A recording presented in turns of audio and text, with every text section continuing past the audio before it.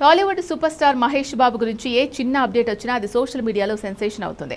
ప్రస్తుతం ఆయన ఫ్యాన్స్ అందరూ ఆసక్తిగా ఎదురు చూస్తున్న విషయం ఏంటి అంటే మహేష్ బాబు తన తదుపరి సినిమాగా దేనిని ఎంచుకుంటారు, ఏ డైరెక్టర్తో ఆయన జతకడతారు అనే విషయాలపైనే. ఈ విషయంలో ఇప్పుడు ఇండస్ట్రీలో రకరకాల వార్తలు చక్కర్లు కొడుతున్నాయి. ప్రస్తుతం సూపర్ స్టార్ మహేష్ బాబు తన దృష్టి అంతా పూర్తిగా తన తదుపరి భారీ ప్రాజెక్టు వారణాసిపైనే పెట్టారు.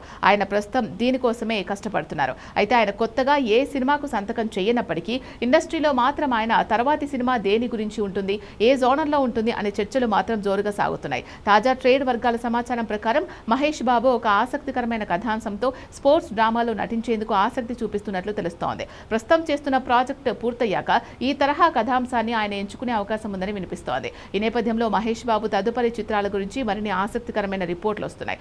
రాబోయే నెలల్లో సినిమాల స్కెడ్యూల్స్ మరియు కథల అభివృద్ధిని బట్టి సందీప్ రెడ్డి వంగ లేదా ప్రశాంత్ నీల్ వంటి స్టార్ డైరెక్టర్లతో మహేష్ బాబు కలిసి పనిచేసే అవకాశం ఉందని వార్తలు వినిపిస్తున్నాయి. అయితే మరోవైపు ఇండస్ట్రీలో బలంగా వినిపిస్తున్న మాట ఏంటి అంటే మహేష్ బాబు తన తదుపరి ప్రాజెక్టు గురించి ప్రకటించడానికి ఏమాత్రం తొందరపడడం లేదు.